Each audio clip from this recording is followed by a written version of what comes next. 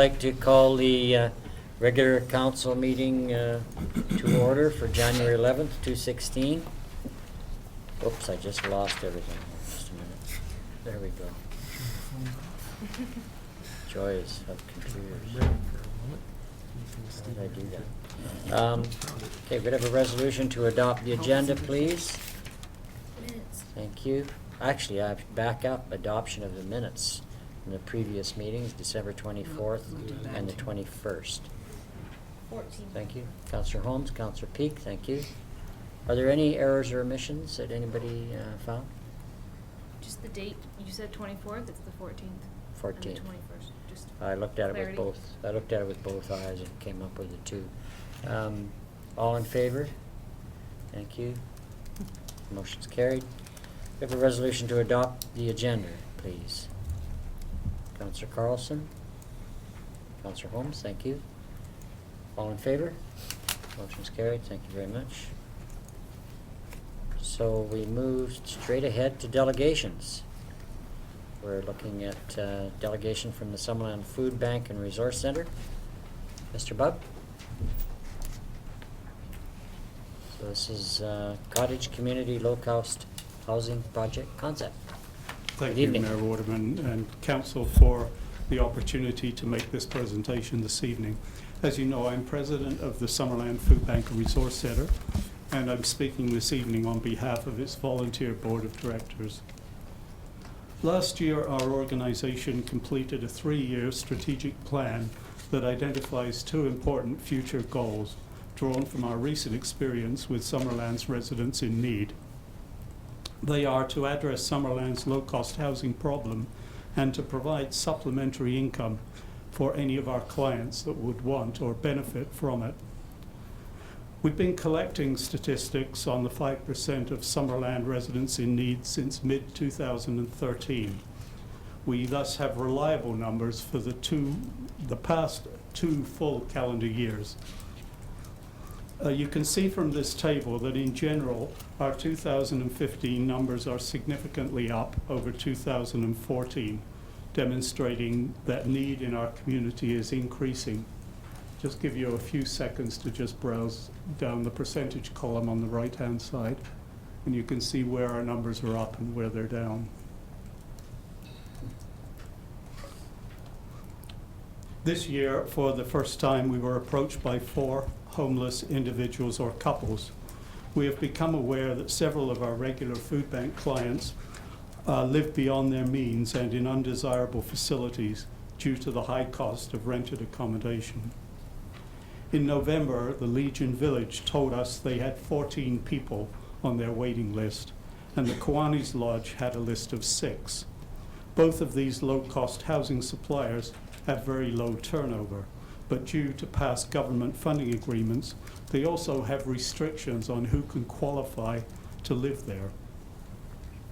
The conceptual project that I'm about to describe could begin to address some of our community's need for low-cost housing and both of the Food Bank Resource Center's strategic goals.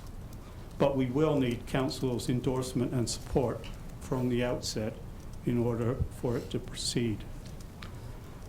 Firstly, I need to define for you what we mean by low-cost housing. Our target is to provide simple housing with a monthly rental rate of $500 or less.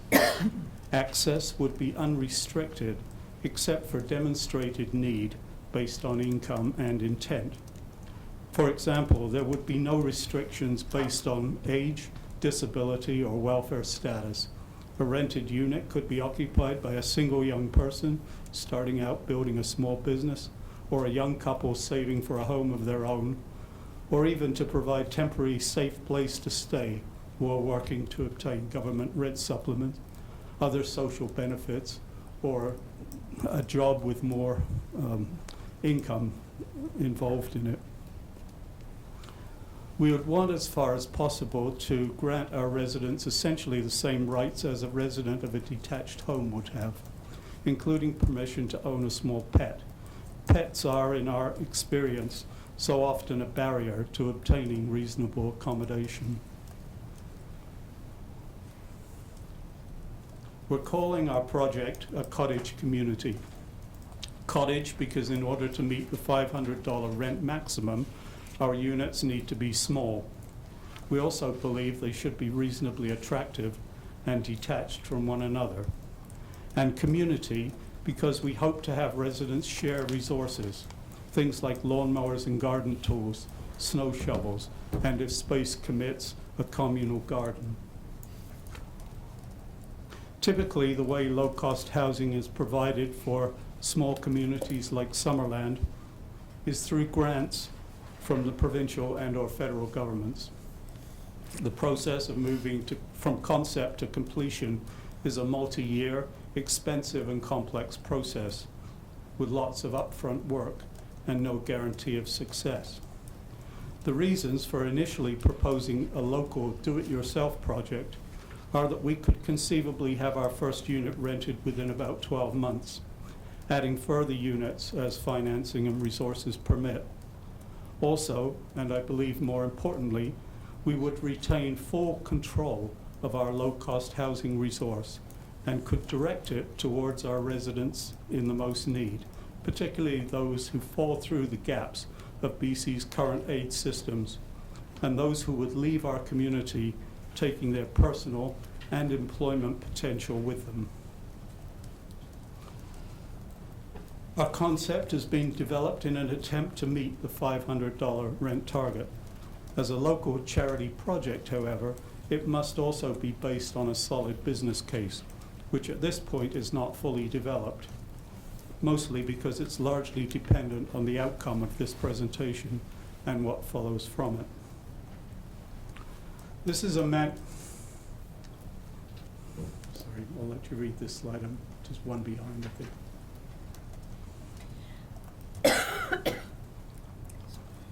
This is a manufactured home, smaller than a mobile home, so easily movable from one site to another. It is 532 square feet in area, but it comes turnkey, complete with a living and kitchen area, bathroom, 2 bedrooms, and basic appliances. The cost of this unit is under $70,000. To put this in perspective financially, the $70,000 4-year term, 25-year amortization fixed rate closed mortgage at the current rate of 2.74% results in a monthly mortgage payment of $322, well under our $500 rent target. This slide also has an example of a longer term mortgage at just over 6%. Of course, the housing unit forms only part of the cost. We need to consider servicing the land it sits on, insurance, taxes, and maintenance. What I believe this example demonstrates, however, is that it may be financially feasible to provide housing at our target rent level, provided one important provision, and that is that the land on which these units are placed can be provided free of charge through a land grant, donation, or allocation. Almost certainly held in a land trust that commits the land to low-cost housing for the foreseeable future. The land also needs to be close to shopping and other essential services so that transportation is not a necessity. As an option to purchasing pre-manufactured units, however, and in support of the second goal of our strategic plan, we would like to investigate as an option in the business plan the possibility of building the housing units locally. This would require some upfront investment in careful design, incorporating modular and mobile building techniques, but could form the basis for a seasonal team of supplementary or low-income employment candidates supervised or overseen by a small team of professional building tradespeople. Housing units could potentially be constructed on part of the same land area to be occupied by the cottage community and moved to their planned locations once completed.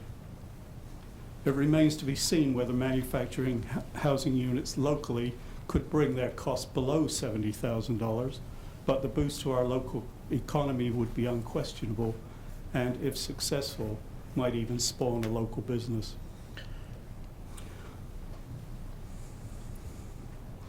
We also need not consider this project as a final or a full solution to our low-cost housing problem.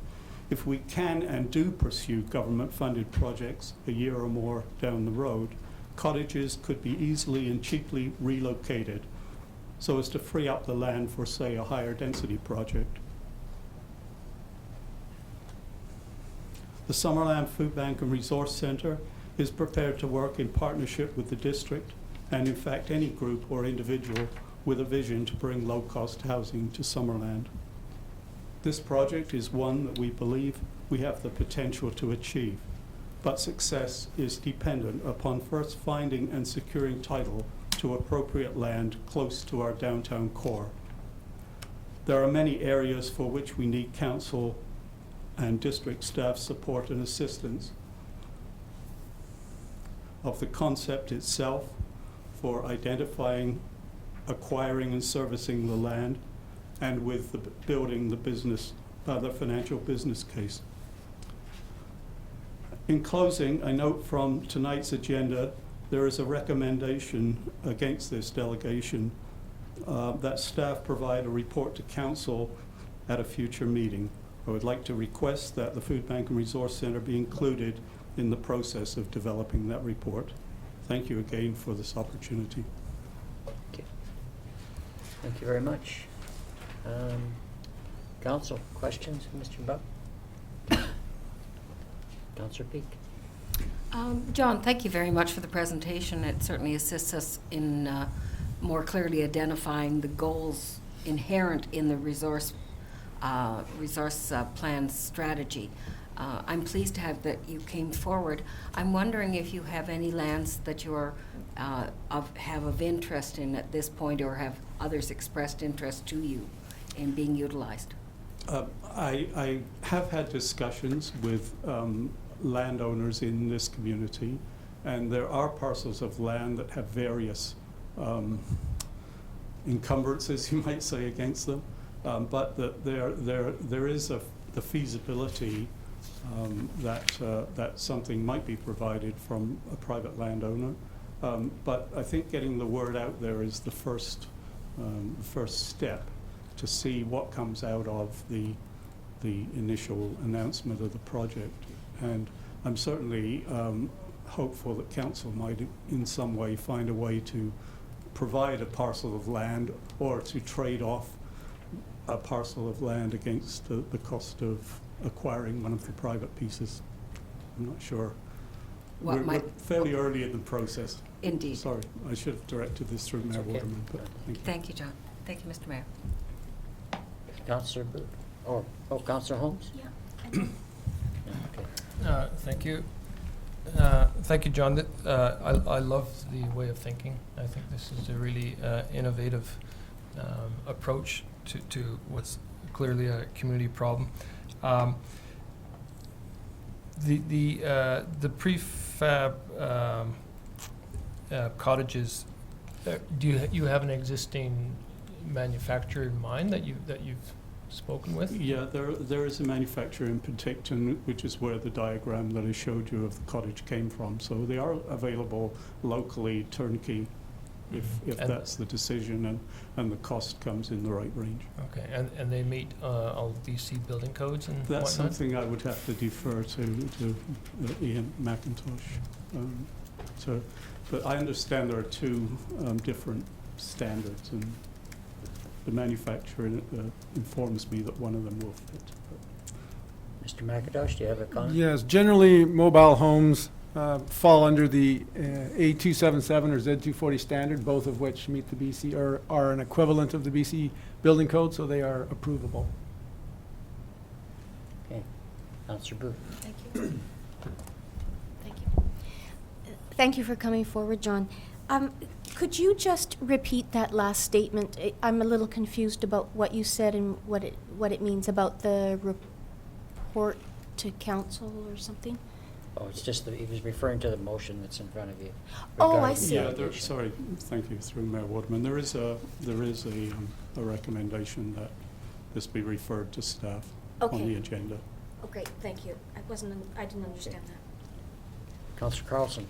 I just want to add that I also think this is a very worthwhile project and something that we should be talking about in this community, and I think that staff will be able to give us some more information and start this conversation with you. So I would be interested in having this conversation and seeing if we can get somewhere. Councillor Peak? If the discussions, I would read the motion. Well, are you looking at the suggestion Mr. Bubb has made that it be adjusted slightly? Okay, proceed, please. The council passed the following resolution, that the delegation from the Summerland Food Bank and Resource Centre be received for information, and that staff and delegation representatives have a discussion and report back to council at a future meeting regarding this matter. Thank you. Seconder, Councillor Carlson. Just want to check with our CAO, how does that read as far as the responsibility goes for a report in terms of colluding with the group? Does that sound good? Could I hear it again? The resolution? Okay. It was just a matter, Staff to the provide staff a report. would be doing it in And discuss. concurrent with, or under, With some discussion. with some discussion with the group? Yeah, I mean, there's no, that's fine, that's how we do our Okay, reports okay. to start with, so typically it wouldn't be included in a resolution because it's how we work on our Okay, so we don't reports. really need to Well, put that then in. we don't need, Yeah. I'll Yeah. withdraw that Right. portion of the Yeah, resolution. Let it stand as it is in the Right. agenda package. Right, and we would absolutely be in Yeah. contact with Okay, Mr. Bob so and. I think you should be reassured, Mr. Bubb, that we will, staff will be in conversation with you to make sure that your input is taken into account. Thank Is you that- very much. is that Yes. fine? Mhm. So we have a moved and seconded motion. Any further discussion? Hearing none, all in favor? Thank you, the motion carries. None opposed, thank you. Thank you very much, Mr. Bubb. Interesting concept, and I wish you well. Exciting. And certainly from the stats you presented to us, it's something that, an issue that, I'm glad you've taken up, and I'm very appreciative of the kind of angles, the different approaches you've taken, because I think looking at local control, for one, is an excellent approach, if we can manage to do that, so it'd be great. Thank you again. Thank you so much for your support. Thank you. Okay, so we'll move on, council, we have, that was 5.1, we're at number 6, public comment opportunity. This is a section where there's 15 minutes for the public to make any comment they wish regarding agenda items that are not already covered for public comment. So if there's anybody that would like to speak to any of the highlighted items in the agenda, they can at this time.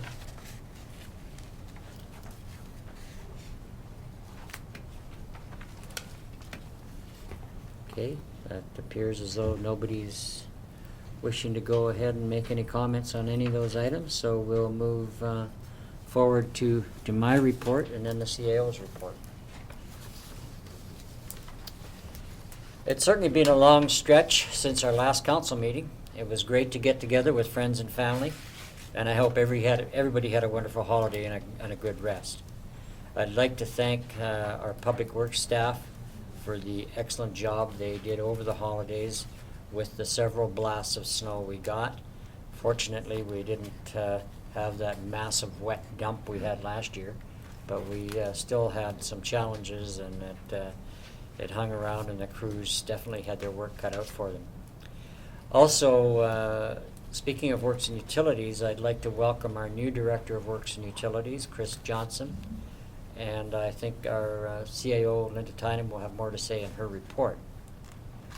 We are now just into our traditional January melt, which should help out the load on the streets, but also the snowpacks in the watershed, I believe, are at a reasonable stage for this part of the season. They're at normal levels, I believe. There have been a number of activities to note. I and council members attended the Chamber of Commerce Business After Business Christmas get-together on December 16th. Also, my wife and I had the pleasure of attending the Air Cadet Christmas potluck. It was it is a wonderful organization. The youth were especially excited about the fact that the top brass from Edmonton actually flew down here in an F-18 to the particular Christmas potluck, and to have the cadets have a tour of the fighter jet. It was pretty cool. One of the pilots was talking to us and said they decided to take a quick tour down the valley, and after a minute and a half they were back in Kelowna. Says something for the speed and the distance, I guess.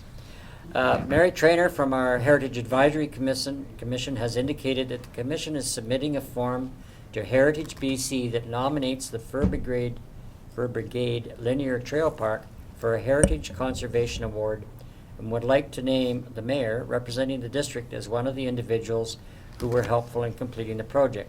So of course I will let my name stand on behalf of council for our part in approving the 30-year lease with the province of BC. Now, several times over the last few months I've mentioned the formation of a mayor's task force on the local economy. We have a great committee and we're all anxious to get going, so I'll read the names of the committee members now.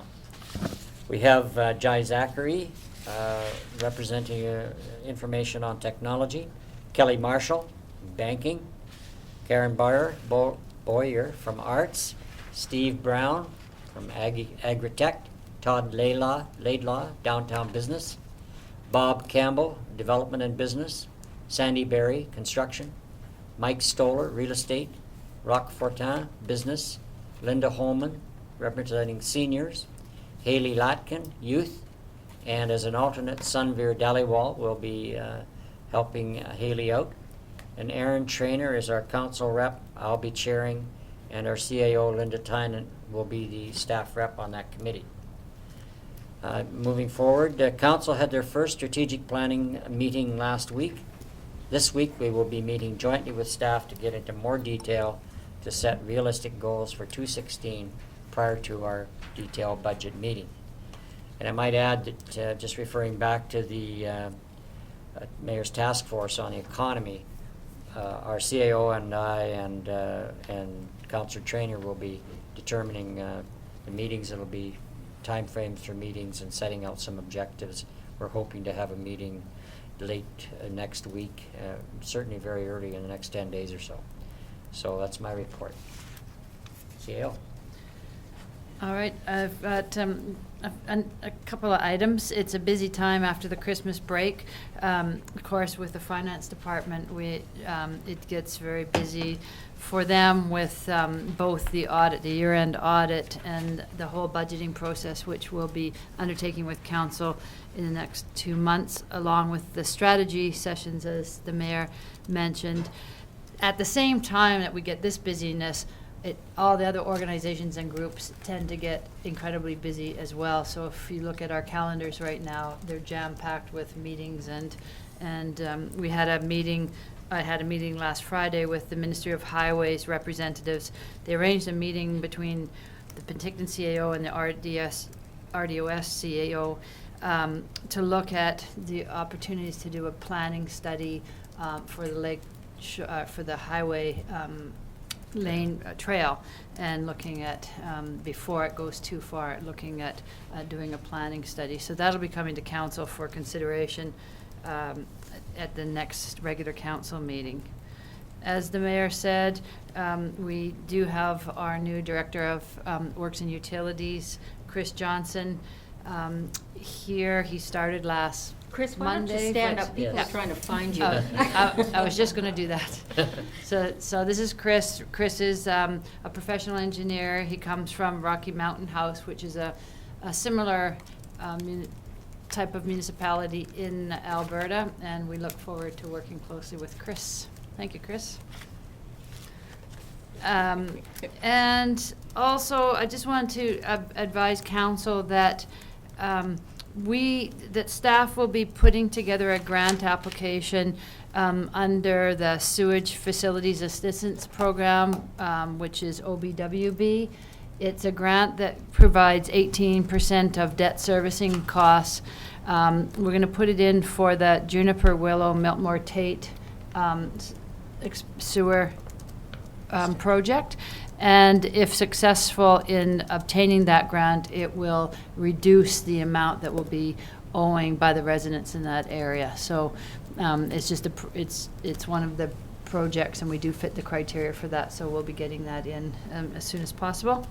And lastly, not to let the skate park fall off our radar screen, we're just in the process, sort of led by Brenda Ingram and Jeremy, to establish the skateboard steering committee and set up the next meeting time. So there'll be more on that coming out shortly. Thank you very much. So moving forward to item 9, unfinished business. Corporate officer. Yes, there is a resolution to be brought forward from the closed session this morning, January 11th, and I'll just read it out. Okay, thank you. It's that the District of Summerland sponsor Councillor Janet Peake and Councillor Richard Barkwell for the next Toyokoro Sister City Exchange. Thank you very much. Any discussion? That's just bringing it forward for tonight to bring Councillor Carl. Does it need to be made clear somewhere that you will not be attending? I don't know Well, if it's still out there that there's a resolution that you will attend. no, I think, well, we can mention it, yes. Since I more or less made a decision to go, my son decided to get married. And as it happens, it's the 1st of October next year, which collides quite heavily with the trip to Tarokoro and our UBCM meetings. So I decided that I would allow or let council discuss the idea of having others attend, and it was surprising. It didn't take very long for those decisions to be made this morning for people to say they would be very willing to take part. So I look forward to having Councillor Peake and Councillor Barkwell attend, and myself and our CAO will be staying back here preparing for UBCM. So with that, Right. As long as there's no resolution out there that says you're going. no, Okay. but we need to accept that motion.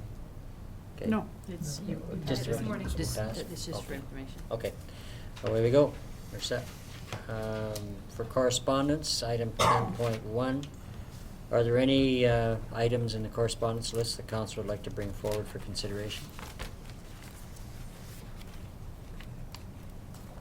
Hearing none? If I may, Mr. Yes, Mayor. go ahead. Can't get my eye on it right at the moment. It is to do with the RDOS information package on their meeting on page 35, and I just make mention of it. I thought it was a very interesting project. The Board of Directors adopted the Electoral Area F Community Works Gas Tax Reserve Fund expenditure bylaw, and the project will utilize up to $60,000 of gas tax funding to enhance active transportation and recreation opportunities by installing 19 Class 1 LED lights and poles along the West Bench pedestrian corridor pathway and installing LED signage lighting. The reason I thought that was interesting, we never know what we might work towards in the future, and it may be one that we wanted to monitor how well they're received and if they do the job that's intended, if we're ever doing something in a similar vein. I just thought it was very interesting. Interesting, thank you. Anybody else? Seeing none, someone please bring that recommendation forward to receive the items, please. Councillor Holmes, thank you.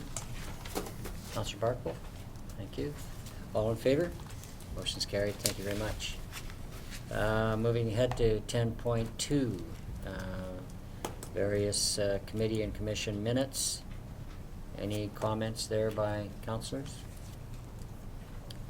Not, would someone like to bring that recommendation forward, please? Councillor Holmes? I'll let you read it out. Move that the attached minutes from council committees, commissions be received by council. Thank you. Second, Councillor Peake, thank you. Okay, any other discussion? I think not. All in favor? Thank you. The motion's carried. Thank you very much. So we're moving on to Development Services Reports, CAO. There are none. There are none, actually. That's right. That's first. Yeah. Okay, item 12. This is going very quickly. Council appointments. Corporate officer. So each year, council needs to appoint or reappoint council representatives to a variety of committees, commissions, and external organizations.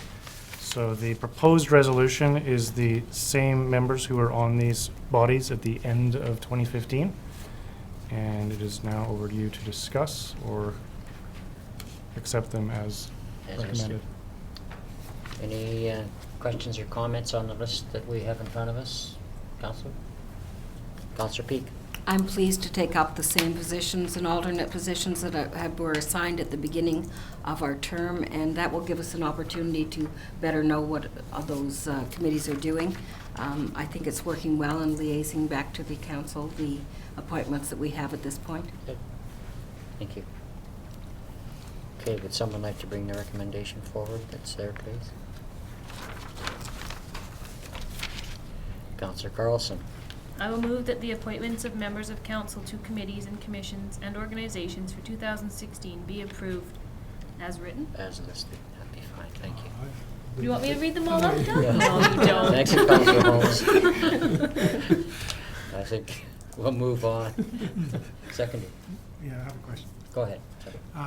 I am currently the representative for the, I can't hear you. is that not on? I don't know. Just Move bring it closer. closer and talk Yeah, loud. for the Museum Society, Yeah. not a commission of, or a committee of council, but organization that we fund and normally had a liaison with. I don't see that on this list. Should I be continuing in that position?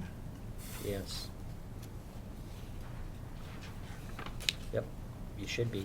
There must have been a mistake in missing that. This is the, The Museum and Heritage Society. So not all the, Museum if it's not a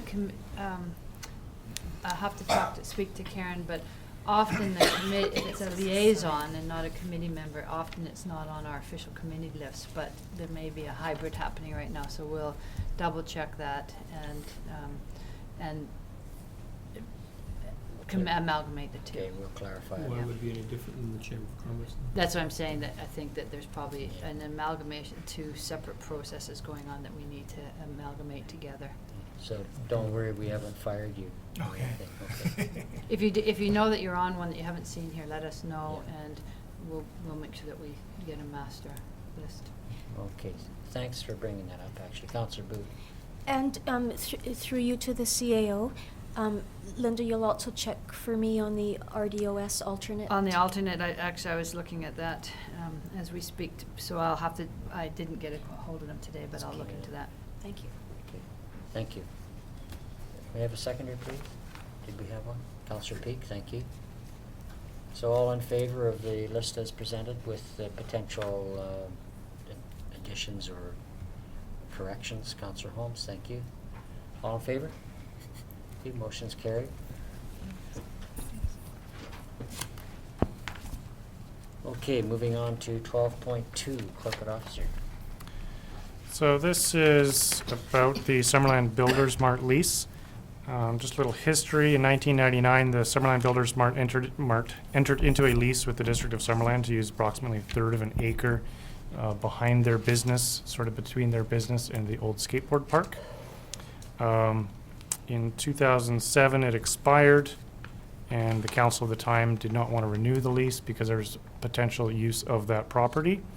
Nothing came of that, and they've been on a month-to-month rental ever since, and it was never properly formalized.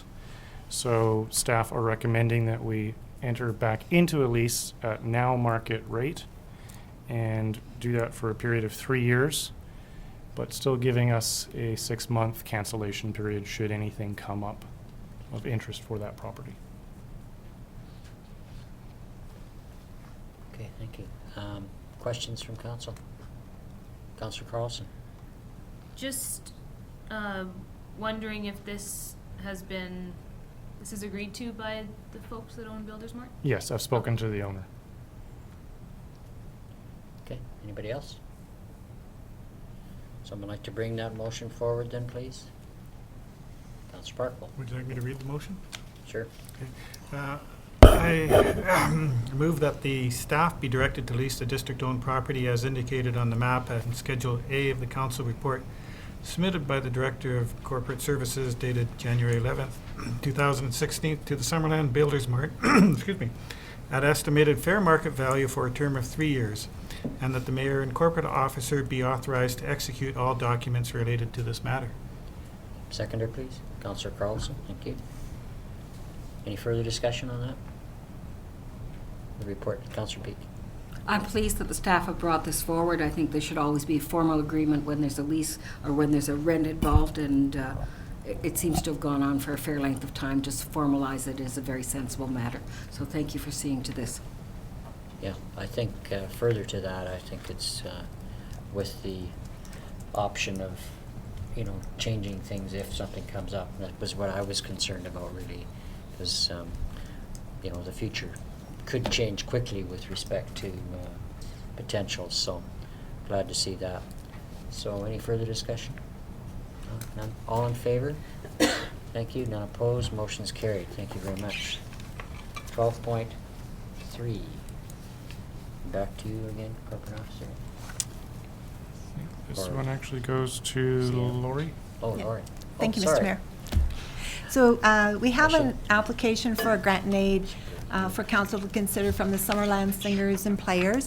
A council is aware of this and had asked that it come to an early meeting so that a decision could be made, as this group has a need for a rehearsal space early in the year for their production that's upcoming. So we have brought a report forward today with a recommendation in it that council consider using residual funds from the 2015 grant and aid budget to provide the funds for this request. It's a bit awkward in terms of timing, as we haven't yet had our budget discussions or any consideration of the level of funding for grants and aid in 2016. So by using the residual funds from 2015, it allows us to have that discussion in the future without leaving this group without a decision until we get that work done. So they are asking for $813 to provide for the rental of the rehearsal space at the center stage. Thank you. Any questions? Councillor Holmes.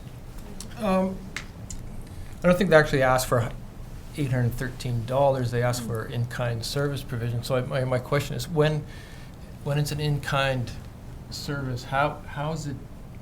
I'm always a little weary when I see when you're taking money out of one pocket and just putting it in the other. So when it's an in-kind request like that, how is it determined that it then needs to be a budget item like this? So any facility where the district would charge a rent for it, which is the case with this space that the group is going to use, then the recreation revenue would be recorded as it would be if the group did the rental without any request to council for consideration. So we do that as an internal entry. We won't cut them a check for $813 and then ask them to pay the rent. It will be done internally. But anytime there is that kind of fee that's in our fees and charges bylaw, that sort of thing. So if a group were to ask to use the council chambers, we don't charge to rent this space out, then there would be no grant and aid required for it. But in a facility where we do charge rental, then a grant and aid is required. Right, and then, sorry, may I? Go ahead. So if it's, if there's a staff, work involved, say in the Sunday market when they come up and put out barriers, that's not a chargeable item then, so that wouldn't be that'd just be a in-kind service that wouldn't be chargeable. That's right. So there is no specific fee for that, as well as, say, for light up, staff attend that and do extra garbage collection or street preparation, those sorts of things, and they're not specifically charged to that event. So there are sort of general services that are provided by staff that would not require a grant and aid, but in this case, a facility rental would And- require it. So is this kind of an auditor's requirement, or is that just our own policy? It's our policy. All right, okay. CAO, did you have a comment? I understand the nature of your questions, and I think that it's a common question in municipalities, and when you have one or two of them, it seems, well, why wouldn't we just do that? But council would quickly find that if we didn't follow this procedure, that you end up getting many requests for just fee waivers, and the perception becomes very different. It's just a fee waiver. We're not asking for a grant in aid, and then it's almost impossible to manage it and to make a line on who gets a fee waiver and who's not. So it's very standard to try to have this consistency, as the CFO explained. Okay. Yeah. Thank you. Councillor Peak? I think Councillor Boot was ahead of me. Oh, pardon me? Oh, Councillor Booth? No, I'm fine. My question was much as Okay. Councillor. Councillor Peak then? Yeah, Thank you. Yeah, I make note that in looking at the report and the application that the Summerland Singers and Players have been in existence since 1909. It's 107 years in 2016, and I want to congratulate them on the opportunity that they've been able to survive this long, because this is the very first time they've ever had a grant and aid request. And it's partly based on the problem that the Presbyterian Church is no longer available. It has gone up for sale. So as we lose opportunities in the community, I know there was discussion on that particular building, a historical building, but as we lose opportunities in the community, then groups like this need space, and it is expensive to do. I make note on their budget for this particular theater performance that they will actually be paying $2,100 in rent to the center stage for 3 nights and 1 matinee. So that's accounted for in their budgeting, and the attendance fees for the performance itself. Okay, thank you. Any other comments? Would someone like to bring that recommendation forward or the motion forward? Councillor Peak? That the in-kind grant in aid request valued at $813 from the Summerland Singers and Players be approved through allocation of funds remaining in the 2015 budget. Thank you. Seconded, Councillor Holmes? Okay, any further discussion at all? Hearing none, all in favor? And opposed, motion is carried. Thank you very much. So we're moving on to new business, 13.1. CAO? I think we'll turn that one over to the Director of Development Services. Okay, Director of Development Services, Mr. McIntosh. Yes, thank you, Mr. Mayor. This is a request from the SOSCP, which is the South Okanagan Similkameen Conservation Program. They're applying for a grant for Habitat Stewardship for Species at Risk program, and they're requesting that the district provide a letter of support for this grant proposal.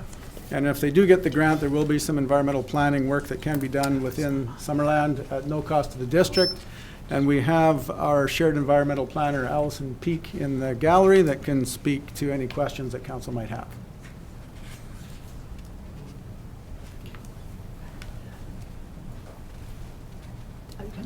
Just so there's no confusion, Council, we are out of order on one item just because of the listing on the bookmarks here, so we'll go back to 13.1 after this one. Okay, speak, go ahead. Just available? Yeah, I mean, if you have questions, I'm happy to answer them. I didn't have a presentation for this. This is just part of what we have been doing in the past, Right. as you're probably aware. Okay, council, any questions? Councillor Peak? In reading, I thought your report was very interesting. It provided a lot of detail that I wouldn't have normally had recognizance to. Does the grant actually help support the work that you do for us and others in the valley? That's right. Okay. Yeah. As well as other areas So of... we seek funding from a number of different sources. So on a yearly basis, you consider providing funding and have done in the past and are considering it again at your own discretion. Other communities as well support us, and then we have funding that comes from the Real Estate Trust of British Columbia, and also from Habitat Conservation Trust Foundation, and various other organizations that changes. But this is kind of core funding, so a high percentage of our program is funded through this, and it basically takes the pressure off small local governments like yourselves to provide those services at the full cost to you. Thank you. Any other questions? Hearing none, will someone like to bring that motion forward, please? Councillor Trainer. That council pass the following resolution, that the mayor be authorized to send a letter of support to the South Okanagan-Similkameen Conservation Program for their grant application to Habitat Species at Risk Program. Thank you. Seconder, please. Councillor Carlson. Comment? Comment too? Go ahead. Just want to say that I think the work that you do is very important, and we should continue to have a shared planner forever if possible, so we should definitely be supporting these Yep. types of things. Thank you. Good. I fully agree. I think that's what you'll find this council's very cognizant of the need to address species at risk and habitat areas that are at risk as well. So very aware of that. Any other further discussion? Okay. All in favor? Thank you. None opposed? Motion carries. Thank you. So we're going to go back to 13.1. Horses in Okanagan Lake near Lakeshore Drive North. Staff report. Who's I'll speak to addressing that. that? Is that you? I will speak to that. Okay, thank you. So this report is coming to council as an information item to begin with, in relation to an appeal by Robert Dickinson, who is in the crowd, and who will have an opportunity to speak. Last year, Robert Dickinson brought to staff a concern regarding domesticated horses crossing over a public beach near his property, near Lakeshore Drive North, and swimming around in Okanagan Lake. Staff considered his request to prohibit that activity, and after investigating the matter, informed him late August of 2015 that the district would not be enforcing a prohibition of horses in that area. Robert has requested an appeal, which is why he's here today. If you'd like to have a look at the map as Schedule A on the report, you can see exactly where that is. Consultation with longtime district staff and residents familiar with the history of this area suggests that going back 15, 20 or more years that this area has been used for this purpose and is colloquially known as Horse Beach.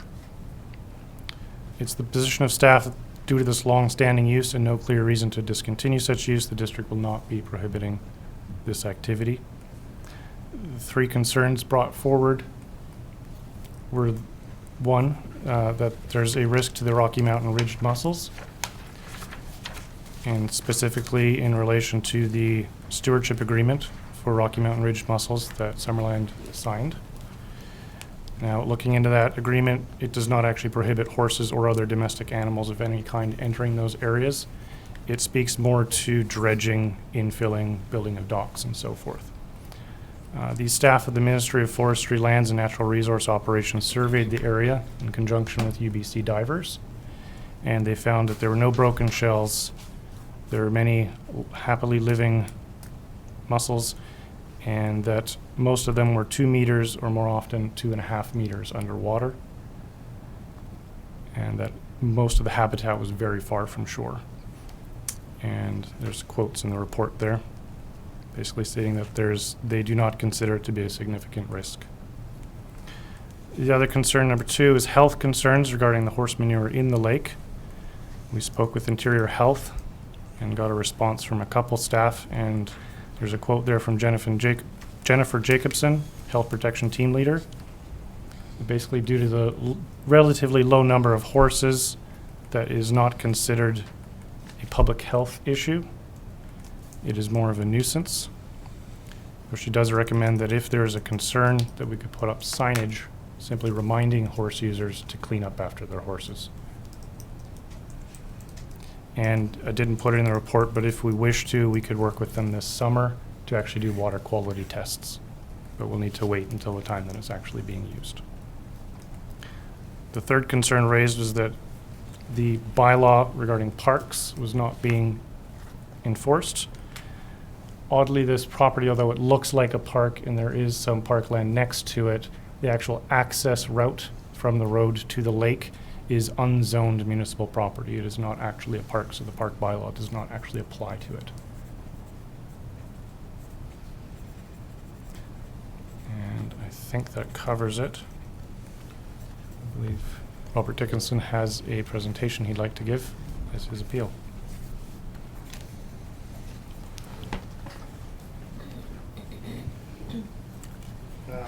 Mayor and Council, good evening. My name is Robert Dickinson. I live at 16007 North Lakeshore Drive, and I've lived at that location for 25 years. And at no time during that 25-year period has that place ever been called Horse Beach. It is in the record as Houseboat Beach, because Houseboat Beach in 2006 was the identity of that beach in the SARS record when they recorded that mussel in the beach. Our concern is about horses brought to the beach in trailers, 2 and 4 at a time, induced to swim in the water, often with riders, some distance from shore, and also on occasion directed through the front of our residences. We believe it's an impact on public health and the environment.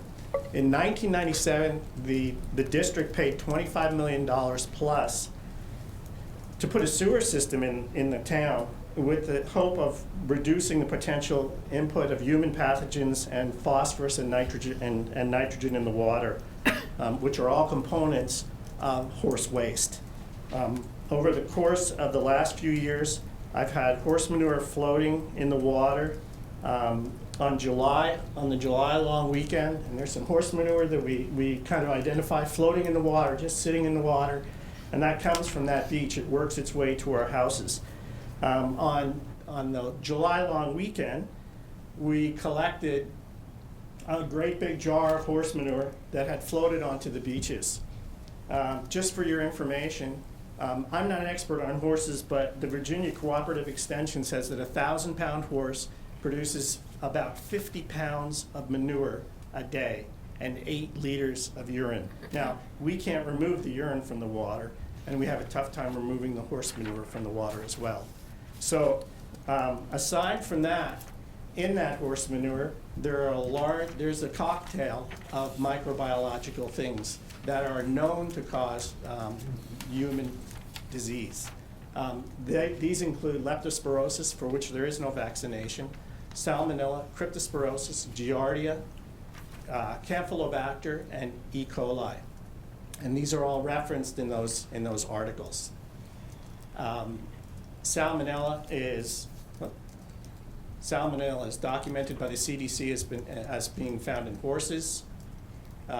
It's a California problem. It's an endemic problem in animals throughout North America. Cryptosporidium is a problem in immunocompetent people as well as other people. Where am I pointing this? And E. coli. Where? Just right here. Pointing at you? Okay. E. coli is also found in horse manure, and that beach is not monitored by the ministry. The Interior Health does not monitor that beach because the number of bathers are very low. And the World Health Organization states that those 5 pathogens before E. coli, there's no correlation between their presence in the water and the E. coli that would be present in the water. So the E. coli might not be present, but there could be the presence of those pathogens as well. On August 10th, I skipped ahead a little bit. On August 10th, CAO Tynan suggested that we should be good stewards of the lake. And so I did some checking to see exactly what that meant. And I checked with every jurisdiction, provincial, regional, municipal, from Kelowna to Penticton, and there is not a single jurisdiction that allows horses to access the lake to swim. Not a single one. So I don't understand why we're allowing it and every other jurisdiction. That's an email from the park supervisor in Penticton, who stated that every person I talked to just kind of said, what do you mean? I don't understand. So I don't know why we're doing it. We have children, we have old people, We have immunocompromised people. We have a bed and breakfast down from where we live. We're inviting people from outside the municipality to come and enjoy the lake, and there's horse manure wandering up on the lake. We have a visually impaired resident who hasn't been in the water since that July long weekend because he doesn't want to go in the water and run into horse manure. I think that's despicable. I don't think the people that live with him should have to go in there and check the water to make sure that it's okay. I think that the district should make sure that the water is okay by keeping those horses out. As far as impacts to the environment, we've got horse manure and urine released into the water increases the nitrates, the phosphorus in the water, the dissolved oxygen depletion. We've got ammonia in the water, and that has impacts on aquatic algae and plant growth, aquatic soil contamination, stress to fish, bacterial growth, and mussels. And now we get to the Rocky Mountain mussel. There's the beach in question with the blue arrow. The rest of the shore is all prime habitat. That prime habitat, is this funny?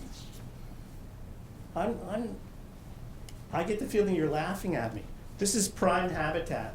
That prime habitat, those mussels reside in less than 1 meter of water to 3 meters of water. And we've pledged to protect and to avoid impacts. It doesn't specifically state what we want. I think we can interpret that as saying we're going to protect them and we're going to avoid the impacts. So this animal lives in water less than 1 meter deep. At Dog Beach, it lives at 1.5 meters deep.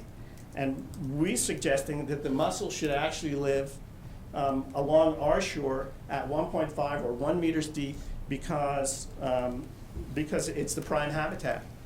And it doesn't live at that depth anymore because the compaction of the hooves of the horses, the increase in sedimentation. It's a mollusk. It has an in-current siphon. It has an ex-current siphon. It draws water in. The sediment from the horses that's stirred up from the bottom gets stuck in the gills, and the mussels can't survive.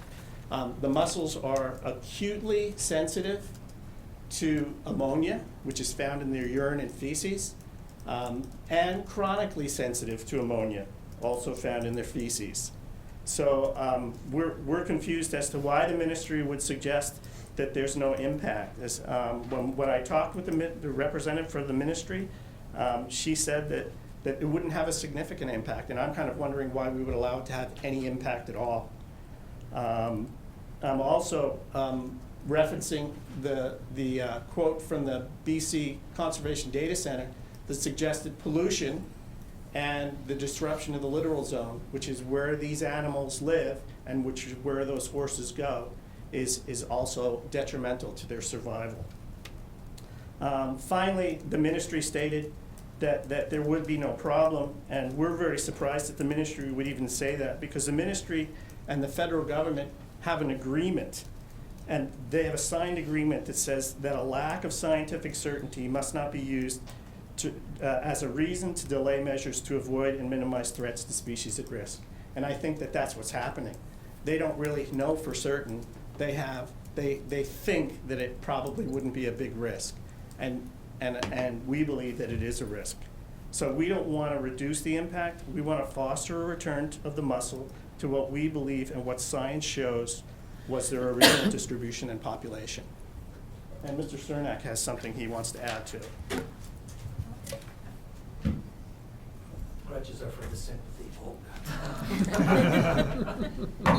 You wouldn't go that far. No, good evening, Mayor and Council members. My name is Murray Cernak. Myself and my wife Margaret Aller reside at 15819 Lakeshore Drive North, and I've lived there for about 10 years. We originally noticed horses being ridden or led in Okanagan Lake by our residents approximately 5 years ago. Although infrequent, we thought it was quite novel. Over the past 2.5 years, the frequency has increased dramatically, with the horses being ridden or led in the shallow bay in front of the residences from 15801 to 17001 Lakeshore, which is virtually the whole strip of homes there.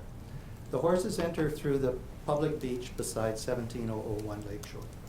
During June to September, my wife swims virtually every day. In the last 2 years, she has had severe intestinal problems which are not as severe during the winter months. She has seen various medical professionals to try and resolve this problem, but it has had limited success. It was only this past summer when one day we were swimming, that day in particular where we saw that interesting stuff floating in the water, that we saw and collected a large amount of intact horse feces washing up on our beach. We're approximately half a kilometer away from that public beach. Needless to say, we're extremely shocked and revolted as to what we had been swimming in.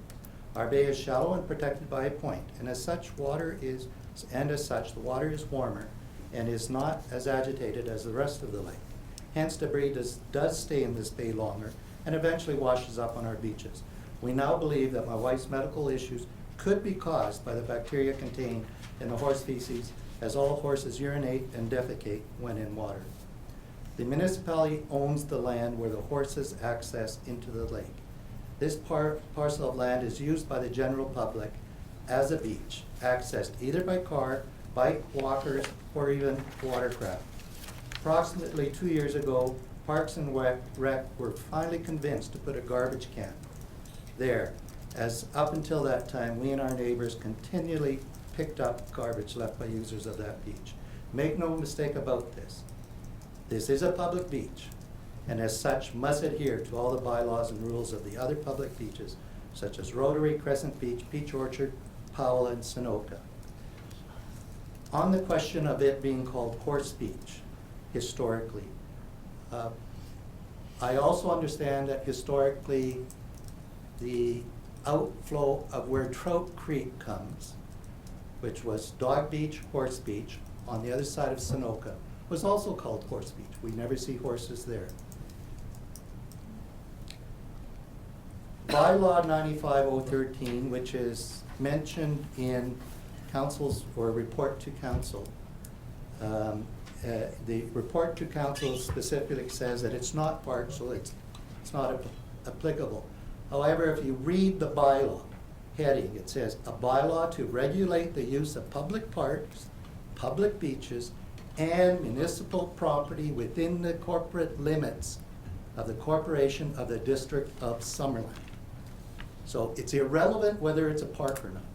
And particularly Clause 2B states, park includes public parks, playgrounds, green spaces, beaches, and other public places under the custody, care, and management of the District of Summerland.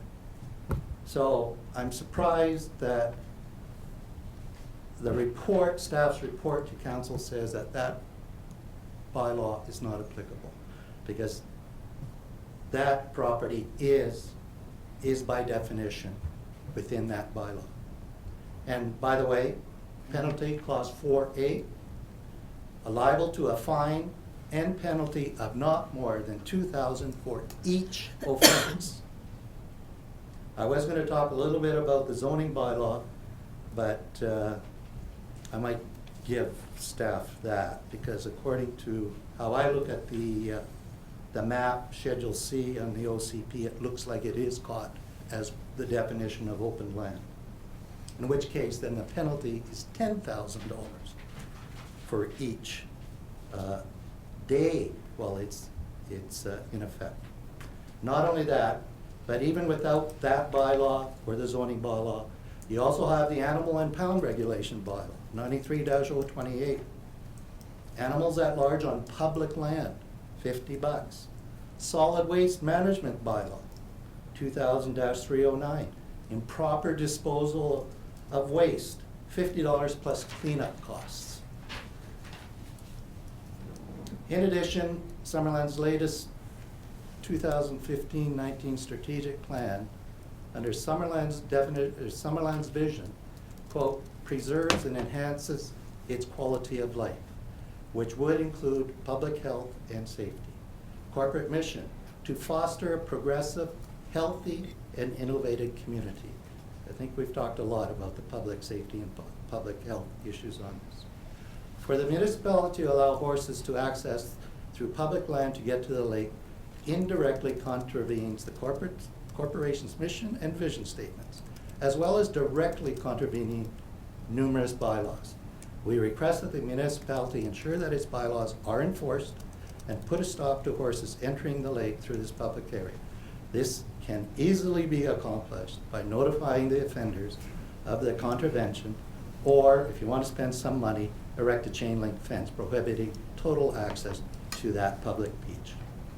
Margaret and I voted for this council based on our platform, on your platform and policy for transparency, honesty, and accountability to your constituents. It has been very difficult to bring this issue forward to all, and we expect, based on this information, that you ensure that the bylaws and policies of this corporation are enforced. Thank you very much. Thank you, Mr. Sir. I wonder if I could just make a Oh, sorry. statement too. Go ahead, John. My name's Joan Cosentine, and as a lakeshore property owner and a citizen of Summerland and a scientist and a lake user, I'm very concerned that you're allowing the horses to use this area. And quite frankly, I'm baffled. I don't understand why it's happening. And reading your letter that we saw for the first time tonight and your decision, I'm beginning to understand a lot better that this is probably a misunderstanding.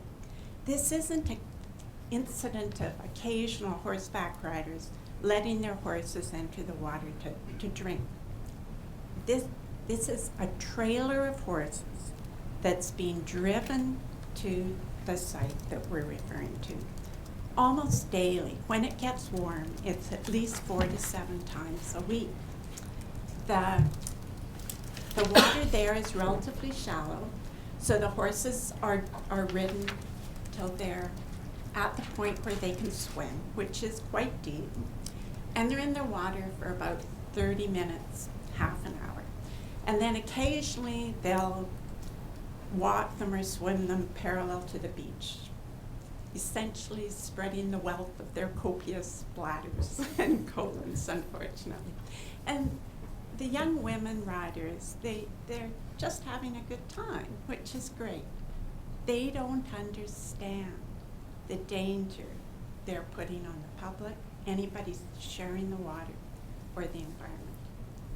But you do know. You put out a lot of energy in managing your animal waste associated with your beaches and swimming areas. You know that there's a list of dangerous bacteria and protozoa that can infect humans, and unfortunately, the most vulnerable humans, children or elderly, anybody that is already ill.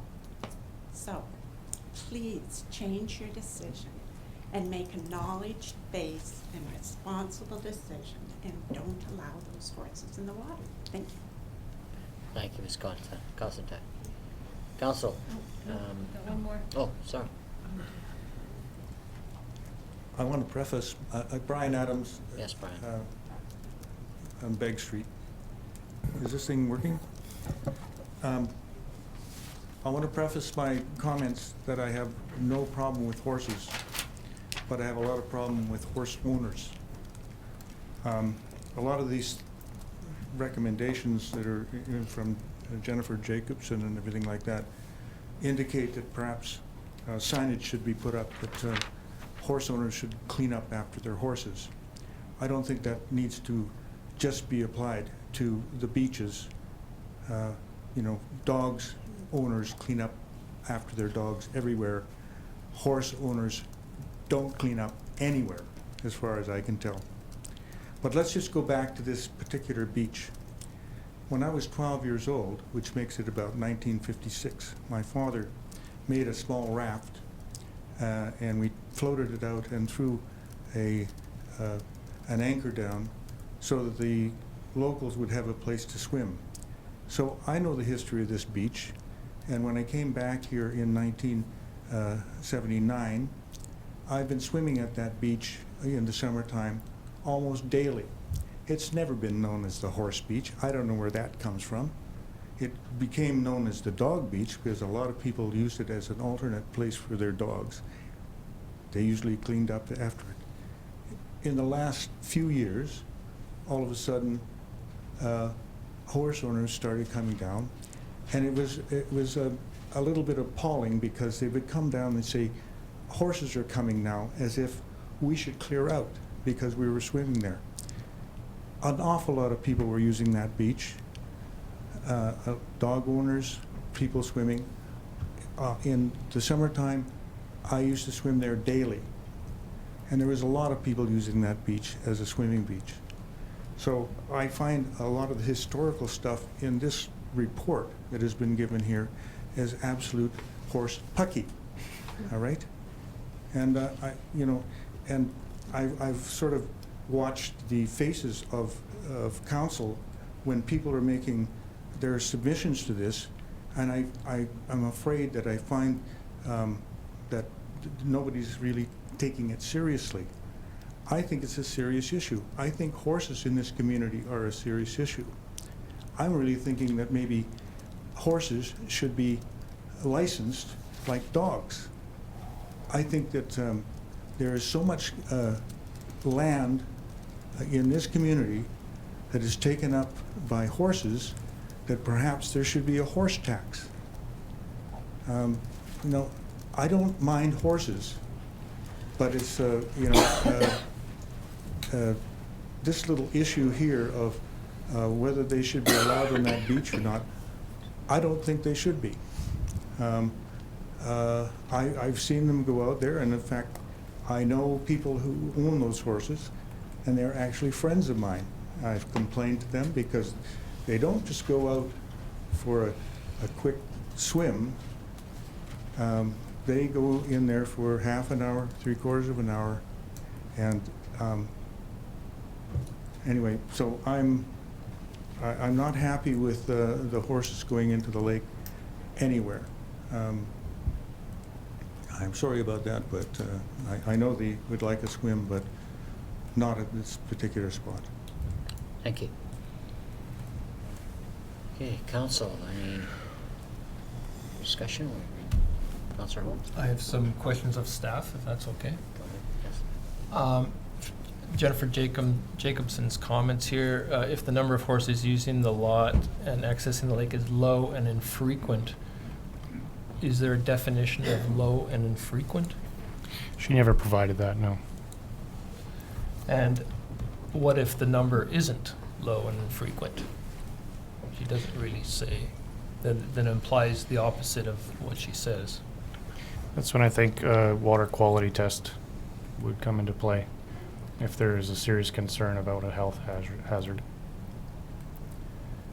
And then at the end, when she talks about in signage indicating horse owners must clean up after their animals, an indication how they're supposed to do that if it's floating in the water.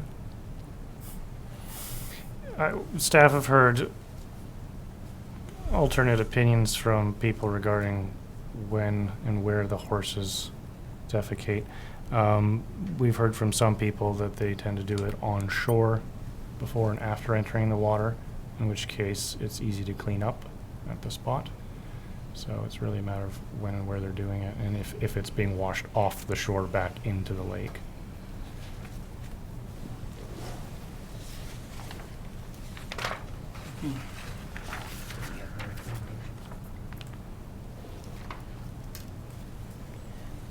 Councilor Boot, Councilor Barkle?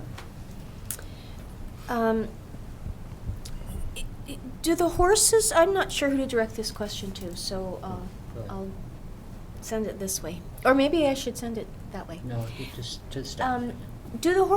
Why are the horses going in the water? Is it simply to cool them off? Does anybody know? Yeah. Is that why? I think that's why. So it's in the heat of the summer they go in to cool off. Okay. I met with Mr. Dickinson about this last summer. I guess it must have been. Where is he? Oh, right there. Yes, last summer. And I read the reports that came back from the Ministry of the Environment and Interior Health, and frankly, I was discussing with Mr. Dickinson a few days ago, that seemed satisfactory to me. However, it has come up again, and seeing the horse waste, kind of larger than life, is that something that is, whether or not it contravenes a bylaw or not, is that something acceptable? I know that when I lived in Vancouver, there was a beach there called Third Beach, and it was also called Turd Beach because every once in a while, fairly frequently, they had to close it down for exactly that reason. So I'm wondering if, the Ministry of Environment, the Interior Health responses to this issue when it came up this last summer, those responses aside, is it, I think that maybe we should have another look at this, and if it's simply to cool the horses down, there are other ways to cool your horses down. So this is, just saying, so this was a difficult decision for many staff members over the last summer months, and they went with the information that they had at the time and the information that Jeremy was collecting from the agencies that they did. But there's not to say that further information, it's any property owner's right to appeal a decision. We did back at the time have some discussion with some of the horse owners as well, who feel very strongly that it's a very good thing for the horses, but it's certainly not something that we couldn't revisit, or and that's why we're here, is to get some council direction. Council certainly has more discretion than we do in opening it up. Well, then I would like to just have it on record that I would like to have it opened up again. I would like to have some further discussion and investigation on this. So essentially, you're referring it back to staff? Yeah. Thank you. Councillor Carlson? Did you have something? Oh, sorry, Councillor Buckle. I would add that it's not really just so much to cool the horses off. You can do that with the hose. It's a recreational activity for the riders. And I went down there this summer to see if I could see any horse poop and swim out there and see if there's any mussels in my toes and stuff. And I talked to one of the residents, and he might be surprised, but I am actually somewhat sympathetic to him. Like everything else, I think it's a question of degree. I mean, the boats on the lake cause pollution, but we don't ban all the boats. And dogs swimming in the lake, and sometimes they might pee there too, but we still have some dog beaches. So I wondered if there isn't a compromise here and it was suggested to me that maybe we let people use that beach on a very limited and permitted basis. And I don't know, staff would have to tell me if this is a feasible idea or not, and I'm not sure what a reasonable amount is. But if you go down there with 6 horses, something's going to happen. They'll poop on the shore, they'll poop on the water, they'll poop in the trailer when they first get in the trailer. It can happen anywhere. And it's not real easy to clean up when it's in the water. So if you use it, yes, you're going to have a little bit of something there. But it seems to me that we all share the lake for whatever particular activities we enjoy, whether it's noisy jet skis that spill gasoline in the lake and make a lot of noise, or whether it's horses. Is that something we can consider when staff revisit it? I don't know about these technical items. I tend to believe what the ministry tell us, but is a permitting system for only ever 2 horses there a day or something feasible? Well, it's certainly feasible. We would need, if council did decide that they want not just to overturn the appeal, but for us to explore it further, we would have to have some direction like that on what to look at, because we spent quite a bit of time in the summer, and it's a perfect example of where you get different opinions from different people. We spoke to many people that said they're not there very often, and then we would hear from others that they were there daily. So we would go and we wouldn't see them, but then we weren't there all the time. So we would need some direction on if you wanted us to look at some creative solutions like that, which certainly is a possibility.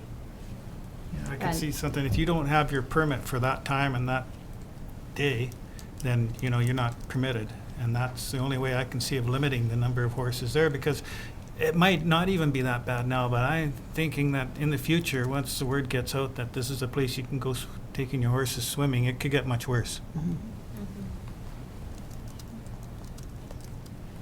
Is there anybody else on this side?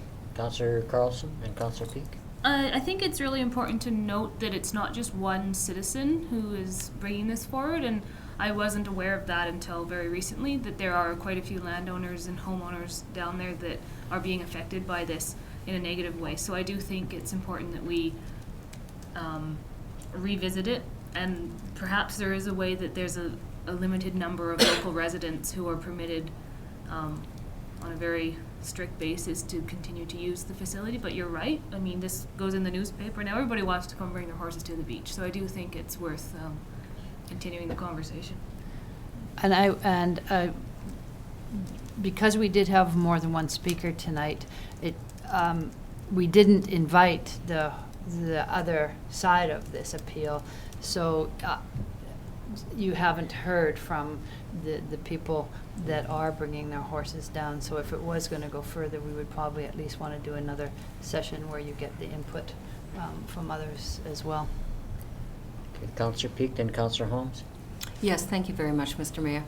I did not realize the extent of perhaps the usage on this particular stretch of land, and whether you mince words or dice them as to whether it's public lands or park lands, I think that we still have a measure of management and that we should be doing that.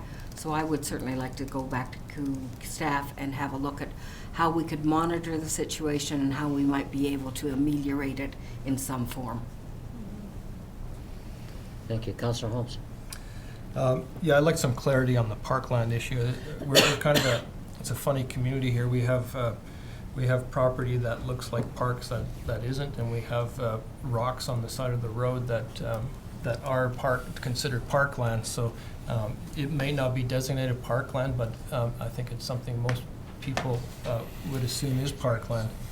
The other thing I'd like to say is just because something has a long-standing use doesn't mean it's necessarily the best thing to do. Lots of things have had long-standing uses and have proved that for various reasons haven't been very good ideas. The thing that concerns me that this is a residential area. Maybe it wasn't at one time, but it certainly is now. And I would like to see us maybe talk to RDOS if there is, maybe there should be, if there needs to be a horse beach somewhere, maybe it should be outside municipal limits. Maybe it could be like a pull off at the pyramid area or something like that where there's no people living. And maybe it's worth having a conversation with RDOS to see if there could be a horse beach somewhere where there are no people. Councillor Barkle. Just two comments on one of the things, if staff's looking into it further and limits and stuff like that, there is on occasion, and I know people have had to do this occasionally for the rehabilitation of the horses. You don't want if you're got $1 million, you might have a swimming pool and you work the horse in the swimming pool, but otherwise you can, when they're injured but they still need to exercise, you might put them in the water. And the other part is another beach would be a great solution if you can find it, but I'm told in very emphatic terms that the Kickaninny or Pyramid would be a terrible, terrible place to have the horses go. You don't want them near the highway in case any of them ever escape, and it's just too big of a risk for those two locations. But maybe they're somewhere else. Any other comments from council? Okay, we have, I think, a suggested motion. Is that Councillor Booth? Do you want to suggest that again? I can't remember. Well, I'll try to I've got something here. if Oh, you want. fabulous. This is just a draft. That staff investigate options for permitting limited access to Okanagan Lake by horse owners at the Lakeshore Drive North public lake access location or at an alternate location, and bring a report back to council at a future meeting. Second? Oh, I think that we don't want to be jumping to already limiting them. I think we need to explore it further, whether or not we should be Yeah. permitting them at all. Yeah. Okay. Okay, we can amend that.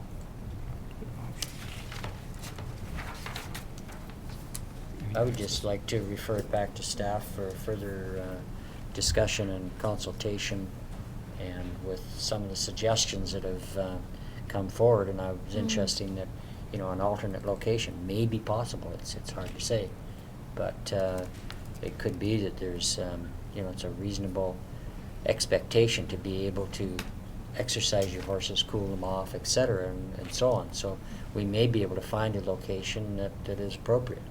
But I think, as Councillor Holmes just pointed out, you know, this area has grown a bit over the years, and it now is more of a residential area than perhaps it, you know, certainly than it was years ago.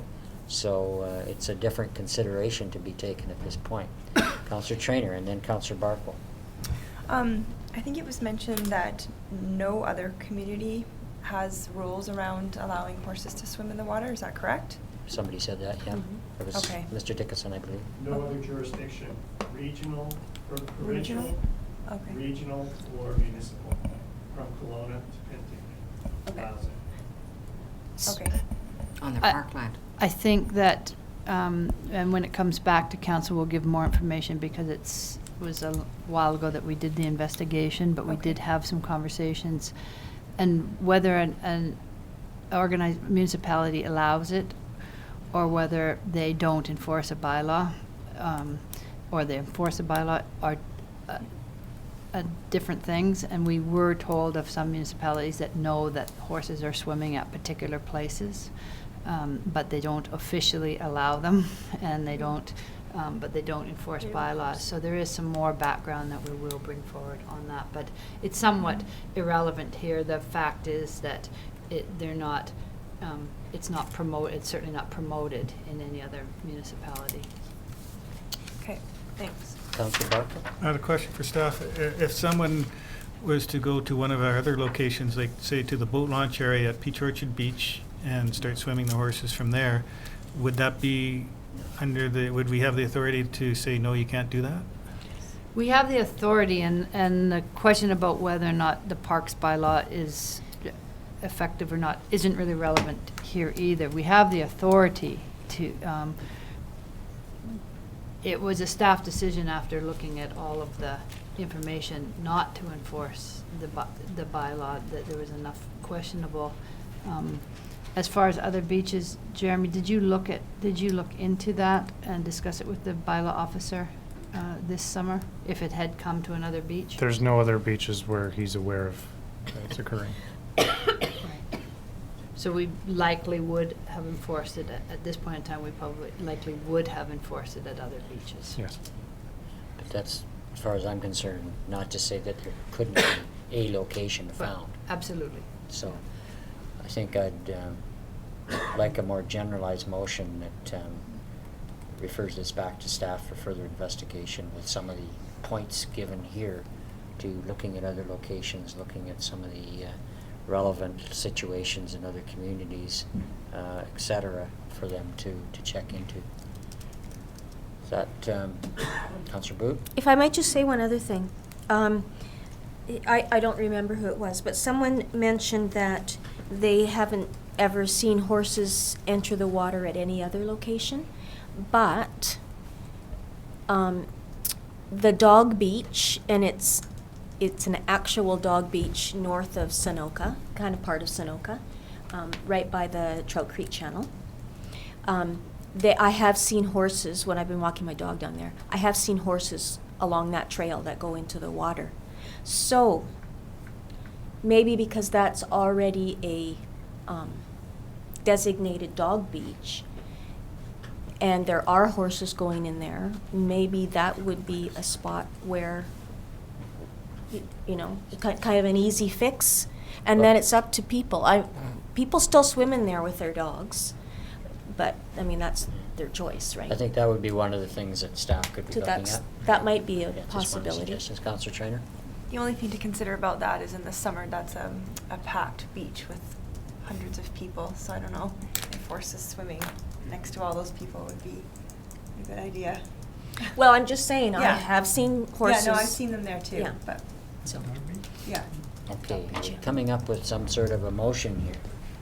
yeah, sorry. Okay.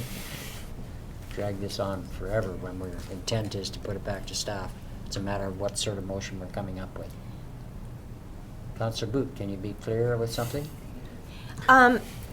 I would like to move that staff be directed to re-examine, thank you, and reinvestigate the use of whatever that space of land is for access for horses into the water. You know, I'm not, I think that's too limiting. I think you want to have staff look at, you know, whatever available alternatives there may be as well. Because I don't think it's, you know, this Okay. particular beach looks like it's maybe not going to pass muster in terms of the concerns of the residents, the concerns that Councillor Holmes brought up as well in terms of additional residences. So this is a more generalized motion to ask staff to investigate an area where horses may be able to access the water, and also to look at the other aspects of any site regarding environmental damage, just as these other assessments were made for this particular site. Oh, that was long-winded. Yeah, I know it is. Yeah. That can't be the wasn't a motion. motion. Yeah. Shall I temper? But they should be putting a motion forward and then seeing if it's Yeah, okay. accepted. Okay. I think that's, we can accept amendments. Okay, may I have a seconder to that? Motion by Councillor Boot, Councillor Peak? Thank you. Councillor You have it Holmes? written down? Councillor. I trust this will be resolved one or another before next summer, before the summer, before it becomes an issue again. It'll come back to council before next summer For sure. for a further, we'll have consultation with all parties involved, and it'll come back to council for further consideration before the spring. I think Councillor Carlson, you wanted that read back? Yeah, please. Okay. So, summarizing it, that staff be directed to re-examine and reinvestigate the use of Lakeshore Drive North and other locations for access by horses to Okanagan Lake. Sounds And good. bring a report back to council at a future meeting. That sounds better. Sounds good. See, that was nicely distilled from my long-winded thing. Good. This is. Okay, we have a mover and a seconder. Any further discussion? Okay, all in favor of the motion? Thank you. It's passed. None opposed. Motion's carried. Thank you. So, moving on. On to council reports. Councillor Peak. Thank you very much, Mr. Chair. I did have something written out, but I forgot to bring it with me. We've had ongoing meetings regarding the task force, the cultural task force, and we're examining and analyzing the methodologies that we might use to look at the data that we've collected. There are 2 or 3 more public consultations that we would like to do, so that committee is certainly moving forward, and we have some excellent people on that committee. I have to commend them. I've also had a committee meeting for the sister cities and they're planning the visit to Toracuro this year.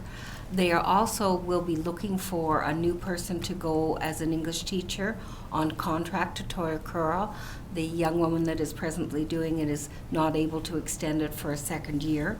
So I believe there will be ads going in the paper. So if you know of somebody that might be interested, by all means let them get in touch with the municipality. I think that's about all I have to say at the moment. Thank you. Councillor Holmes. Yes, thank you. I'd like to give an update on the refugee sponsorship group. We have about 28, 30 members in the group, and we've organized ourselves into a number of committees, a steering committee, there's a fundraising committee, lodging committee, transportation, settlement committee, things like that. The goal is to raise $30,000 at least to sponsor a family to come here. Hopefully the federal government will kick in a good chunk of that. We're in the process of forming a partnership with the Community Foundation of South Okanagan to collect our donations and issue the tax receipts. We've partnered with the Diocese of Nelson so they're going to allow us to use their sponsorship agreement with the federal government to allow us to bring in a family. We've agreed, when you submit your application, you have to say how many people, what size sort of family, all kinds of questions. So we've agreed to take in a family of up to 8, the size of 8 members. So we didn't want to preclude, some families might be coming with grandparents or whatnot, so we didn't want to preclude that. Hundreds of refugees are currently coming to Canada every week, but we don't know when we'll get one. We're on the list. It could be next week, it could be next month, it could be 6 months from now. So they just kind of tell you that one's on the way. But whenever it happens, we'll be prepared. For more information, we've set up a web page. It's summerlandrsg.ca. And I'd also like to invite everybody here in attendance tonight to a fundraising event. This is on the Friday, January 22nd at 7 p.m. at the Summerland Waterfront Resort. It's going to be a taste of Syria and Summerland. We've got some of the best Middle Eastern cooks in the Okanagan coming to prepare hot and cold appetizers. Bottleneck Drive will be there for wine tastings. We'll provide an update of the initiative.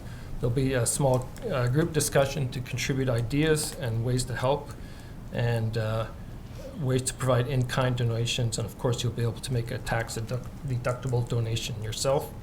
And the Albatars, the first Syrian refugee family to be in Summerland, will be there to provide their story. So that's coming up. And one more thing I'd like to make note of is on the 30th of January, that's a Saturday, I've been invited to partake with a number of other local published authors in a Summerland Speaks event at IOF Hall. It's an event to celebrate the spoken word in form of readings, rants, rhymes, and runes. I'll be doing a reading along with a number of others. There'll also be a musical interlude. I can't really tell you a whole lot about it. I've just been asked to be a contributor. Don Gayton will be the MC, and apparently he was chosen based on beard length. So, that means no women could compete. Come on out and help revive and celebrate Summerland's long literary tradition. Thank you, Doug. Wow. Thank you, Doug. Both of those things sound absolutely wonderful. I'm just going to say Happy New Year. Thank you. Councillor Boot. I also don't have much to report, so thank you.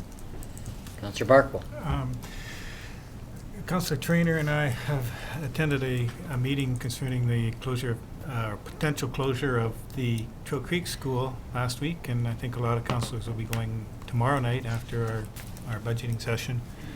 And there was meetings concerning the potential closure of the middle school just before Christmas. It's really an uncertain issue, and we're trying to give the support for Summerland that we can, and for whatever councillors can make it to those meetings and being there. Thank you. Councillor Trainer. I'll just add that the meeting is at Trout Creek Elementary School tomorrow at 7 p.m. Just wanted to add the location.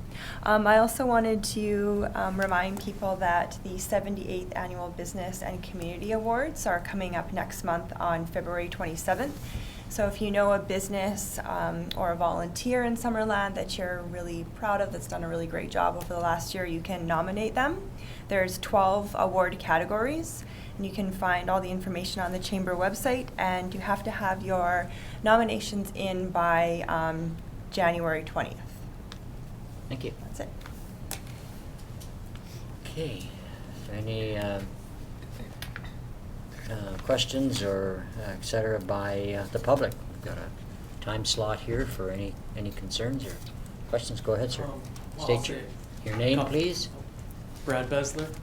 The reason I came here, I'll get to that, but I go to Sunoka Dog Beach almost every day, and while my dogs are fully under control, there are dogs that run full steam up to other things and that. So if horses go there, because I see little kids there all the time too, so my concern would be that might be a little dicey because a lot of people bring their dogs, and while my dogs are under control, a lot of people's might create a conflict with horses. So I'm just throwing that out there. The reason I'm here is on March 19th, I'm throwing a concert at Center Stage. It's called Concert for a Cure, a juvenile diabetes fundraiser. It's going to be an amazing event. We're going to have all local talent. Hopefully I know we're going to raise a lot of money. Hopefully we can see all you counselors there. I've already booked the theater. I paid for it with my own money. My question is, I reviewed the in-kind grant that Nicole Lawrence gave me. She gave me the whole application thing. My question is, on point number 2 on the in-kind grant, it says if the purpose of the event is to raise funds, the request for the waiver of rental fees will not be approved. My event is going to not only raise a lot of money for a great charity, all proceeds of ticket sales and the silent auction are going to the Juvenile Diabetes Research Foundation. I'm working with JDRF Kelowna to make this happen, and not only are we raising a lot of money for charity, this is going to be an amazing event for Summerland. Like, the whole town is going to be buzzing. It's over 2 months away, so you haven't maybe felt the buzz yet, but it's going to be really special. And my question is, would council, or who would I talk to find out if the money that I've paid to rent the theater could be donated to the Juvenile Diabetes Research Foundation? CAO? You're the lucky one. It would mean a lot to me and everybody else involved. That would be really special to have that support. I would have to review our policies. I'm not familiar enough to speak to it in general right now. The district gets probably a request a day for donations to various organizations. So the policy has been that unless it goes through the formal grant and aid program, we don't do donations to events.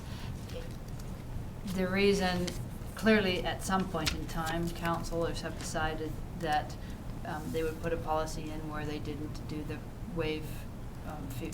fee waiver. But what we could do is the finance officer and I could research the history and bring it back to council next week, just to let you, not for this specific request, but for donations in general to nonprofit organizations. Because fundraising. I have no problem filling out the grant application. My concern was just, it says if the purpose is to raise funds. Right. Like, I don't know if that's to raise money for, like, whatever, or if a charity as great as JDRF falls in a different category and the grant would be. And that's what I was saying. I would have to go and look and do some research on what the intent of the policy is, so I could report back to council next council meeting, so they would understand the true intent of our policy. In the meantime, I can have you talking to Lori Coates, who is our Director of Finance, and she can have some conversations with you, and then we can provide some information back to council. Awesome. I'll get your card maybe if you have it. Perfect. Thank you for your time. Thank you very much. Okay, any other, Mr. Dickinson, yes. I don't mean to be combative, but I just had a question for you all. I just wondered, you have children, you have relatives, you have family. And I just wondered if any of you would be in favor of them swimming in the water contaminated with horse feces and horse urine. I'm sure that's a rhetorical question. We certainly you have beach closures for various reasons. Where it came from, we would get it because ducks inhabit a certain area, and just as Murray spoke to, there isn't enough flow and current to make the difference. So things happen for various reasons. I think there's consideration to be made for your concerns. Okay. I just wanted to pose that question. Thank you, Mr. Dickinson. Hi, Carol McKenzie. I don't think we're getting our money's worth with the 2 electric signs on each end of the, I don't think somebody's been assigned the sign. It's a wonderful opportunity to be creative because you can only use about 4 words. And I would think the small business people would love it if the sign could say Montreal smoked meat, 4 dress shops, locally roasted beans. We wouldn't be using the name of the business, but people driving would see that, hey, we've got Japanese, Chinese, and Vietnamese food. So when you drive by and it says, check us out, that doesn't really tell us anything. So is there somebody assigned to do the signage? There is someone assigned, and we're working on potentially moving that to another department. However, council's been talking about the issue, and just yesterday I brought it up again because of the check it out. It hadn't changed for some time. Yeah, so, I've been kind of so we are looking into it and hope to make some changes soon. Because it was fairly costly, and it's the classiest way to advertise, I think. Way better than the billboards that block your signage and everything. Yeah, so. we hope to make and some. the small businesses would love it, wouldn't they? Mm-hmm. Get them into the town, and then they'll be really amazed at how good it is. Thank so you. that's all I had to say. Thank you for the suggestion. Anybody else? Okay. The press, any comments? None? Okay, I have a motion for adjournment, please. Mover and seconder, please. Okay. Councillor Holmes, Councillor Carlson, all in favor? Thank you. Meeting's adjourned this evening. Okay.